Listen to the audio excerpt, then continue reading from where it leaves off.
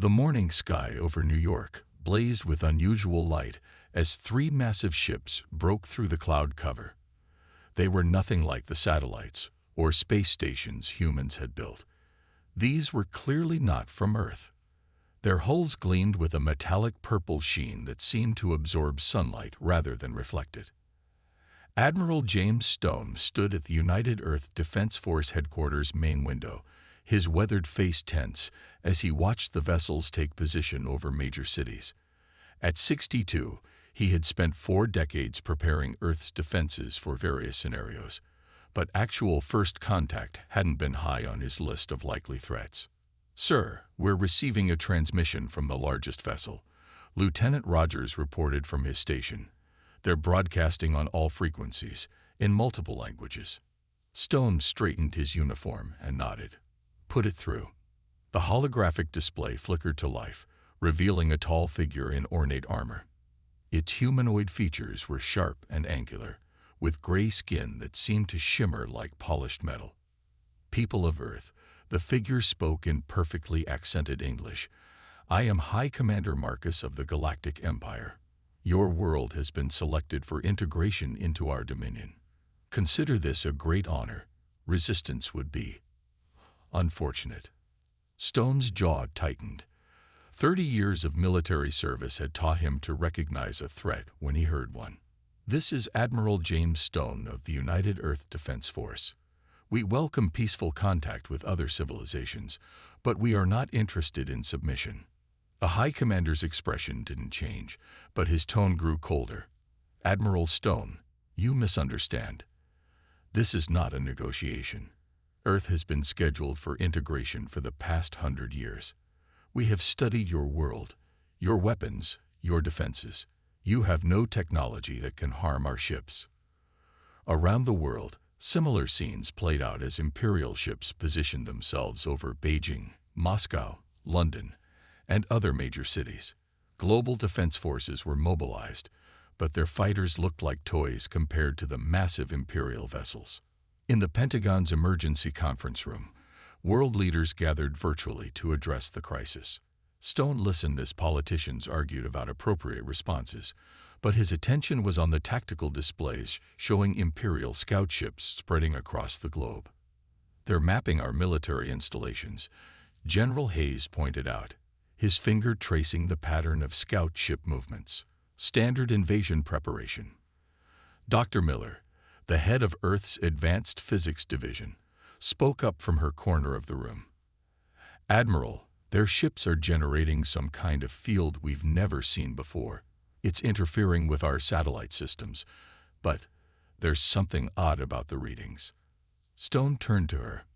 "Odd how?" "The field seems to be interacting strangely with Earth's magnetic field. I need more time to study it, but..." The holographic display activated again, cutting her off. High Commander Marcus appeared, his expression now openly contemptuous. "Your time for discussion is over. You have 30 Earth days to prepare your world for administrative integration. During this time, you will 1. Disband all military forces. 2. Disable all orbital weapons platforms. 3. Prepare your governmental systems for Imperial oversight. Failure to comply will result in immediate forceful integration." The transmission cut off, leaving the room in tense silence. Stone looked around at the assembled leaders, both physical and virtual. "Ladies and gentlemen, they've just made a critical mistake." He paused, making eye contact with each person. "They gave us time to prepare." Dr. Miller raised her hand. "Admiral, if I could get a team working on analyzing that field interference." "Approved." Stone cut in. "General Hayes, begin moving our critical infrastructure underground. Something tells me we'll need the depth." He turned to face the window, watching the Imperial ships hover like massive storm clouds. "They expect us to roll over and submit. Instead, we're going to show them why you should never corner a species on their home turf." The next 30 days would change Earth forever. Humanity had faced extinction-level threats before: ice ages, plagues, climate disasters, and had survived them all. Now they faced their greatest challenge: proving to an interstellar empire that Earth wasn't just another conquest. Stone smiled grimly. The Empire had no idea what they were in for. Dr. Anna Miller hadn't slept in 3 days. The underground lab in Colorado's Cheyenne Mountain buzzed with activity as scientists from around the world worked to understand the Empire's technology. Coffee cups littered her desk, surrounding a holographic display of Earth's magnetic field patterns. Dr. Miller, Tom Wilson, her assistant, rushed into the lab, nearly knocking over a stack of papers. "You need to see this." He connected his tablet to the main display, showing footage of a failed Imperial transport attempt. The video showed an Imperial scout ship trying to beam troops directly into a military base. Instead of soldiers appearing, there was only a flash of light and a strange ripple in the air. Miller's eyes widened. "Play it again, but overlay the magnetic field data." The display split, showing both the failed transport and Earth's natural magnetic field strength at that location. The correlation was perfect. "It's not a malfunction," she whispered. "Earth's magnetic field is naturally blocking their teleportation technology." She turned to Tom. "Get Admiral Stone down here. Now." Within an hour, Stone stood in the lab, watching the replay. His face remained neutral, but his eyes sparked with interest. "Can they overcome it?" he asked. Miller shook her head. "Not easily. Earth's magnetic field is unique, stronger and more complex than most planets. Their teleporters can't compensate." She pulled up another display. "But that's not all. Look at these energy readings from their ships." The display showed the Imperial vessel's shield patterns. "Their defensive technology operates on similar principles. If we can understand it, we can adapt it," Stone finished. "How long?" "Give me 2 weeks and the best engineers you've got." Stone nodded. "You have them. I'll coordinate with General Hayes to protect this facility." Above ground, the Empire's ships continued their intimidation display. Smaller vessels regularly buzzed Earth's cities, their engines creating sonic booms that shattered windows and nerds alike. But underground, humanity was far from idle. In hidden facilities across the globe, engineers worked to reverse engineer pieces of Imperial technology from scans and debris. Military forces moved key assets into underground bases, especially near the planet's magnetic poles where the field was strongest. General Hayes coordinated the ground preparations from his mobile command center. "The Empire's watching our visible movements," he told Stone during their daily briefing. "But they're missing everything underground. Their scans can't penetrate deep enough through our magnetic field." "Keep them distracted," Stone ordered. "Let them see what we want them to see." The Empire's arrogance worked in Earth's favor. They were so convinced of their superiority that they didn't question why Earth's military appeared to be doing exactly what they expected: falling back, apparently dismantling defenses, looking defeated. In her lab, Miller made the breakthrough they needed. "It's like a lock and key," she explained to Stone and Hayes. "Their shields work by creating a specific energy pattern. But Earth's magnetic field is like changing the lock every microsecond. They can't maintain a stable teleport signal." She brought up a new design on her screen.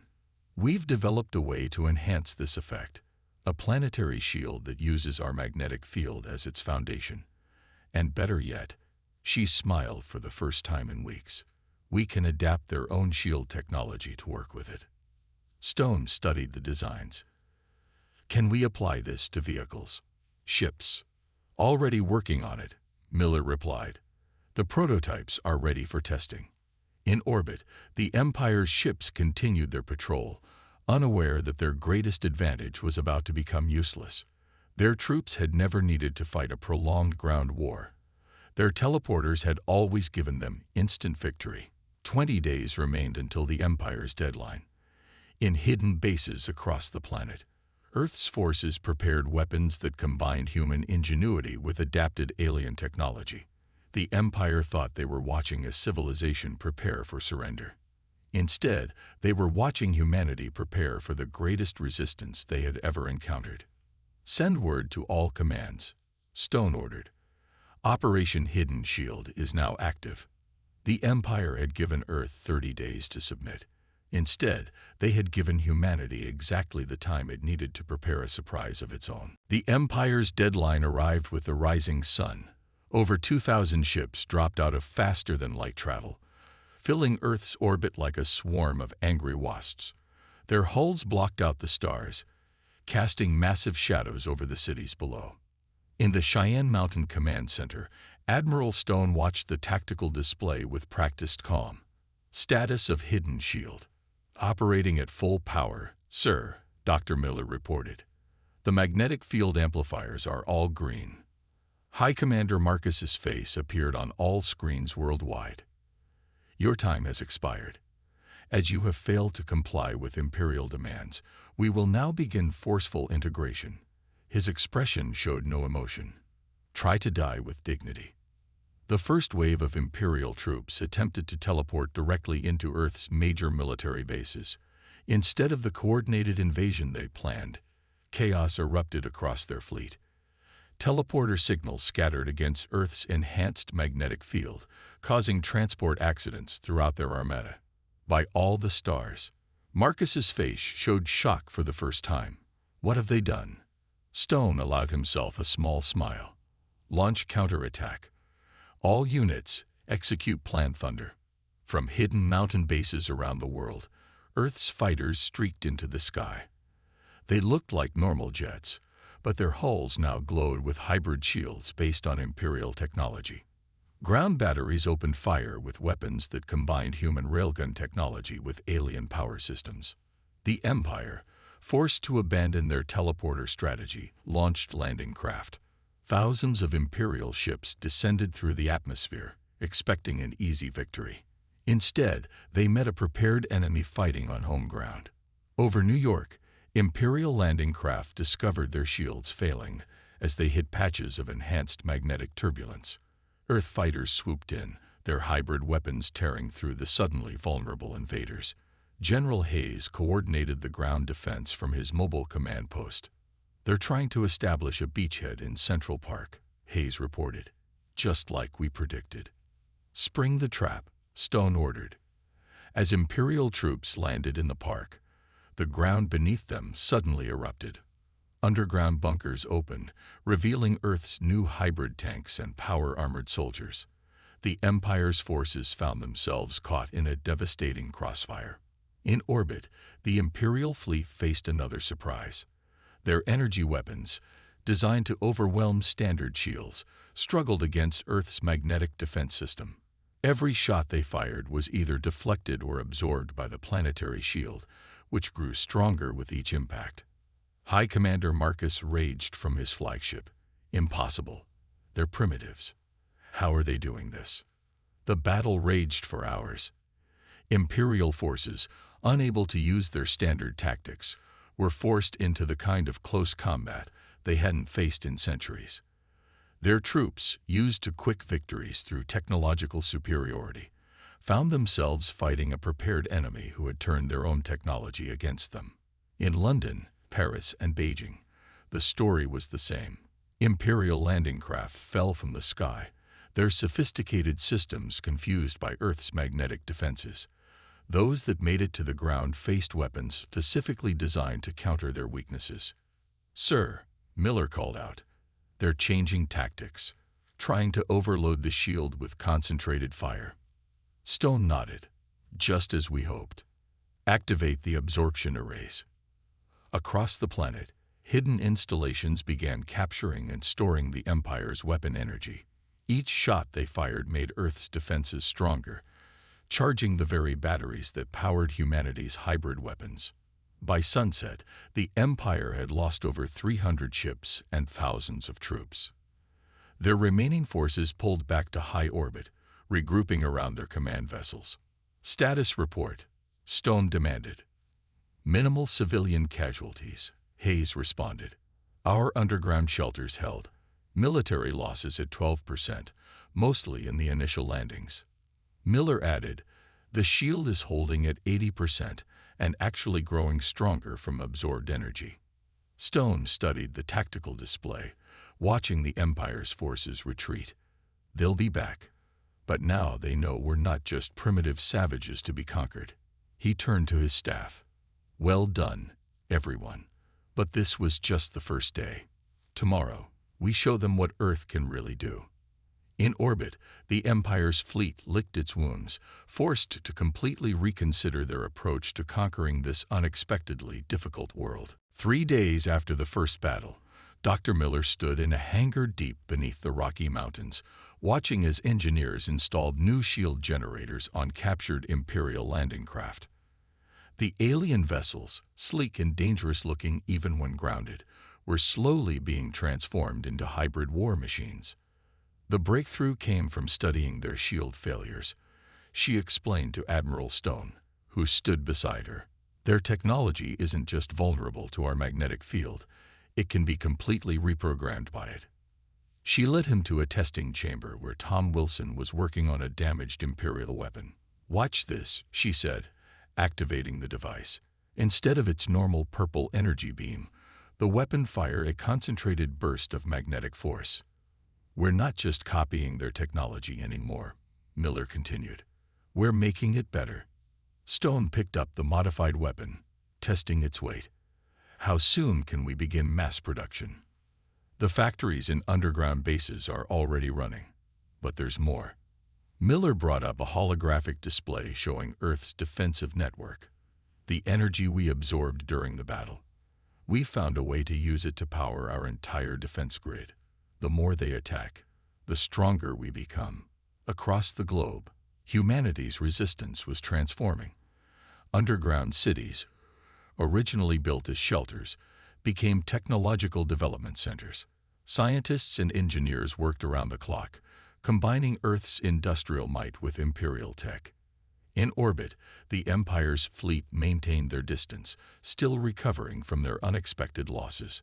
Their scout ships reported strange energy readings from the planet below, but their commanders couldn't make sense of the data. General Hayes visited the Brazilian underground base, where local engineers had modified their terrain to their advantage. "The rainforest itself is now part of our defense system," the base commander explained. "We've integrated the magnetic shield into the natural canopy. Imperial sensors can't tell the difference between trees and weapon platforms." Back in Cheyenne Mountain, Tom Wilson rushed into the command center. "Dr. Miller, the captured Imperial computer core, we cracked it." Miller and Stone hurried to the research lab. On screens around them, Imperial technical data scrolled past, now translated into English. "This is everything," Miller breathed. "Their entire technological database. Can they detect that we've accessed it?" Stone asked. "No," Wilson replied. "Their systems still think the core was destroyed in the crash. We're getting it all: ship designs, weapon specs, even their FTL drive technology." Stone's expression remained calm, but his eyes gleamed.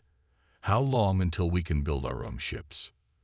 "Using their specs as a base, but improving them with our magnetic tech." Miller considered. 2 weeks for the first prototype. Maybe a month for a small fleet. The Admiral nodded. "Make it happen. The Empire thinks they're regrouping, but we're about to change the entire game." In hidden shipyards beneath the oceans, massive construction projects began. Imperial metal-forming techniques combined with Earth's industrial efficiency created vessels unlike anything either civilization had seen before. They carried the sleek design of Imperial ships, but pulsed with the power of Earth's magnetic technology. The first Earth-built hybrid ship, named Defiance, rose from the Pacific Ocean at midnight. Its hull absorbed radar and light, making it nearly invisible. Shield generators powered by absorbed Imperial energy made it tougher than any Empire vessel. But its greatest weapon was its crew, humans who understood both technologies and weren't afraid to push their limits. "Beautiful, isn't she?" Miller said, watching the ship hover above the waves. Stone stood on the underwater base's observation deck. "How many more can we build?"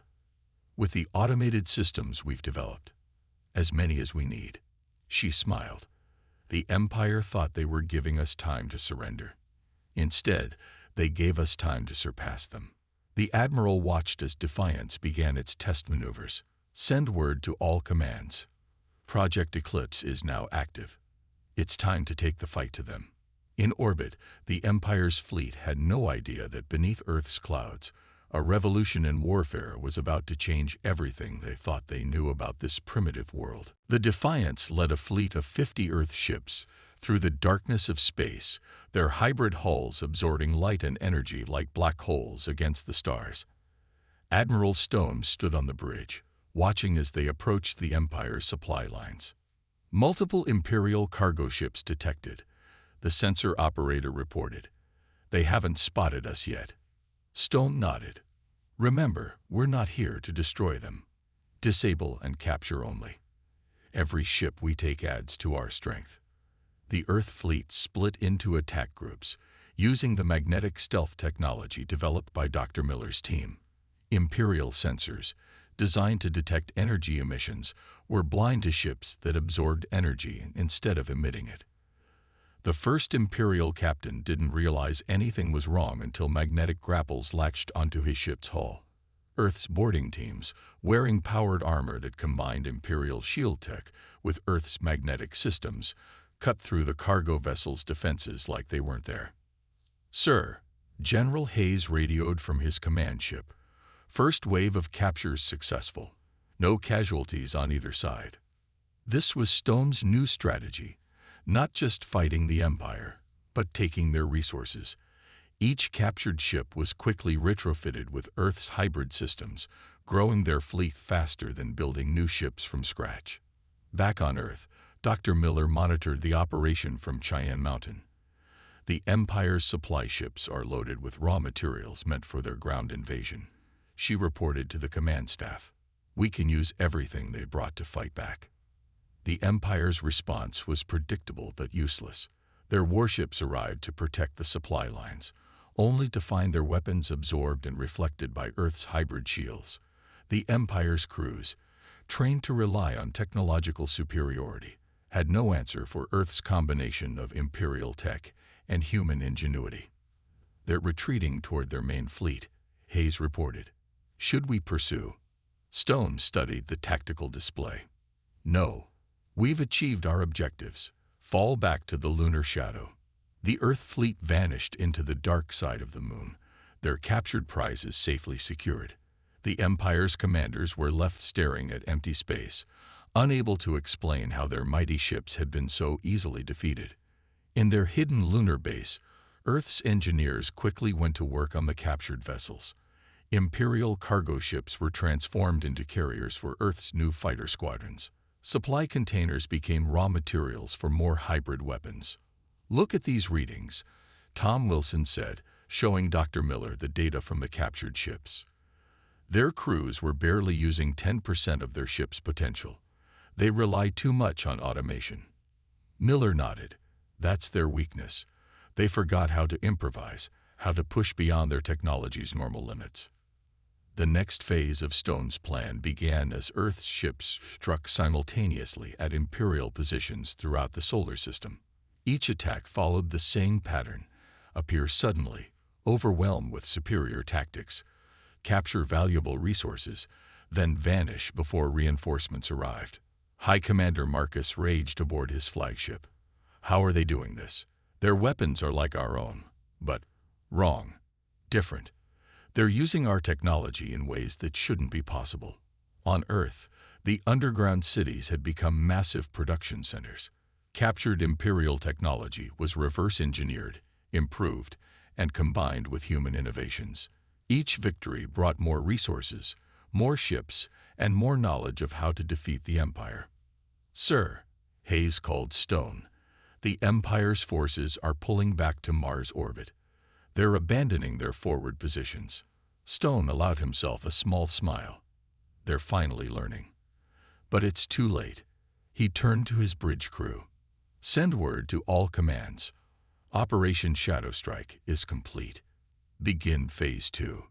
The Empire had come to Earth expecting to find primitive warriors using stolen technology. Instead, they found something far more dangerous: humans who understood their technology better than they did, and weren't afraid to break all the rules about how it should be used.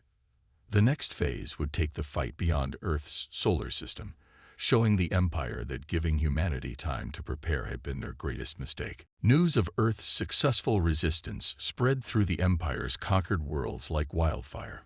On the Imperial capital world, the Grand Council gathered in emergency session. High Commander Marcus stood before them, trying to explain his failures. "These humans," he said, his voice shaking with rage, "they've done the impossible. They've not just copied our technology. They've changed it, made it better. And now," he paused, struggling with the words, "now other worlds are following their example." Admiral Stone watched the intercepted transmission from the bridge of the Defiance, now stationed near Jupiter.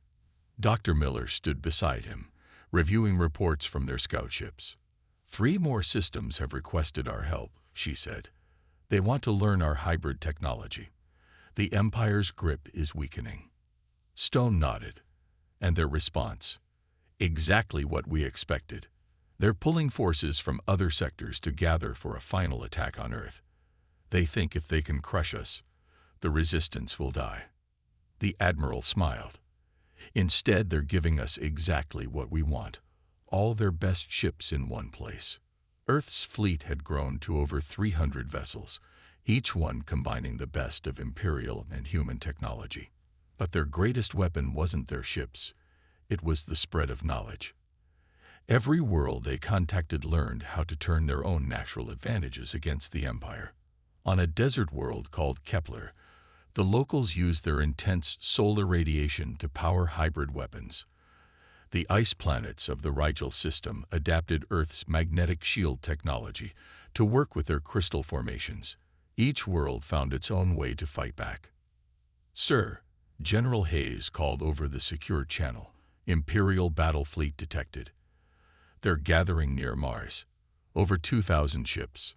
In the Cheyenne Mountain Command Center, Tom Wilson monitored the energy readings. "They've modified their shields," he reported, "trying to counter our magnetic weapons." Miller studied the data, but they still don't understand the basic principle. They're just adding more power, making themselves a bigger target for our energy absorption systems. The Empire's massive fleet moved into position, their ships forming attack patterns they had used to conquer 1,000 worlds. High Commander Marcus broadcast on all frequencies. "People of Earth," he announced, "you have been an interesting challenge. But now you will witness the true power of the Empire. Surrender now, or we will destroy your entire civilization." Stone's response was brief. "No." The battle began with the Empire firing their most powerful weapons. Just as Miller predicted, their enhanced energy weapons only made Earth's defenses stronger. Each shot was absorbed, channeled, and redirected. But Stone had one more surprise waiting. As the Imperial fleet concentrated on Earth, hundreds of ships appeared behind them, vessels from worlds that had learned Earth's resistance techniques. The Empire found itself caught between Earth's fleet and a coalition of their former subjects. "Multiple ships surrendering," Hayes reported. "Their crews are refusing to fight." On the Imperial capital, the Grand Council watched in horror as their battle fleet fell apart. Decades of relying on technological superiority had left them unable to adapt when that advantage disappeared. Marcus screamed orders that went unheeded as more ships surrendered or fled. The Empire's perfect formation dissolved into chaos as their carefully planned attack turned into a rout. "Sir," Miller called Stone's attention to a new signal. "We're receiving transmissions from within the Empire. Military units, entire sectors. They're declaring independence." Stone watched as the mighty Imperial fleet broke apart. "Send to all Earth forces and allied worlds. Operation Avalanche is successful. Begin liberation protocols." The Empire had built its power on having the strongest technology and the most ships. They never considered that giving their enemies time to study that technology would lead to their downfall. Now their own weapons were being turned against them, improved by the very worlds they had tried to conquer. And it had all started with one planet that refused to submit. 1 year after Earth's first contact with the Empire, Representatives from 50 former Imperial worlds gathered in the newly constructed Unity Station, orbiting Earth. The massive space station, built with hybrid technology, served as a symbol of cooperation between freed worlds. Admiral Stone stood at the main observation window, watching ships from different systems arrive. Each vessel showed unique modifications, combining Earth's innovative approach with their own planetary advantages. "Quite a change from last year," Dr. Miller said, joining him at the window. She looked different now, more confident, her lab coat replaced by formal diplomatic attire. "When they arrived demanding our surrender, I don't think they imagined this outcome." Stone nodded. "They gave us 30 days to submit. Instead, we gave the galaxy its freedom." The main conference chamber filled with delegates from across known space. Some looked almost human, others were dramatically different, but all shared one thing. They had thrown off Imperial control using Earth's methods. High Commander Marcus, now stripped of his rank, was brought in under guard to witness the ceremony. His once proud armor was gone, replaced by simple clothing. He watched in silence as his empire officially ceased to exist. The empire fell because it forgot a simple truth. Stone addressed the gathered delegates. "True strength doesn't come from having the most advanced technology. It comes from understanding how to use what you have and having the courage to stand up for your freedom."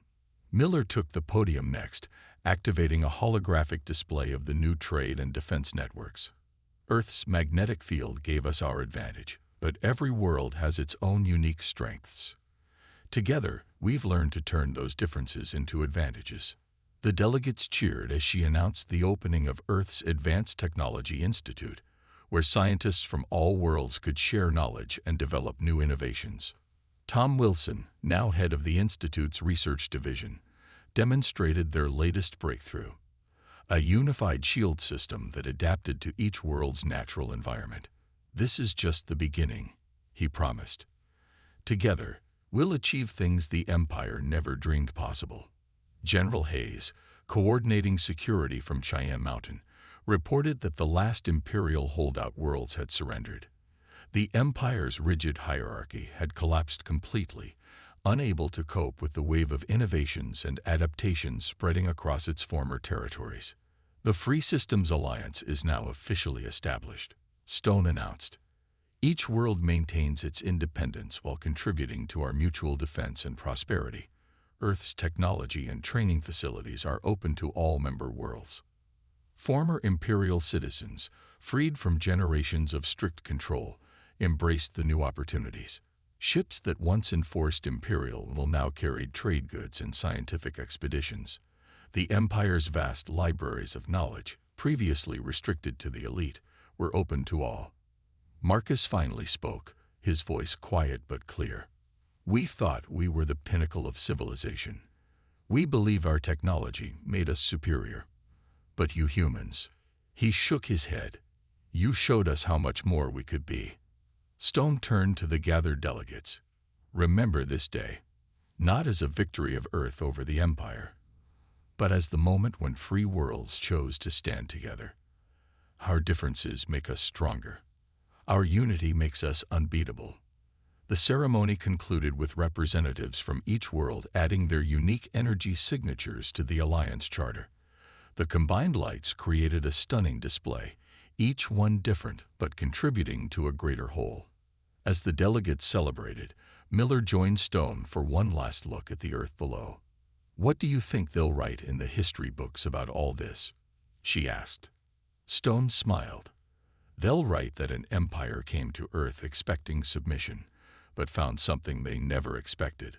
A world that wouldn't bow, a people who wouldn't break, and an idea that would change the galaxy." The observation deck filled with light as the sun rose over Earth, illuminating the hundreds of ships gathered nearby. Each one was different, modified and improved by its world's unique characteristics. But they all shared a common origin: the moment when Earth declared no entry to an empire and showed the galaxy a better way forward.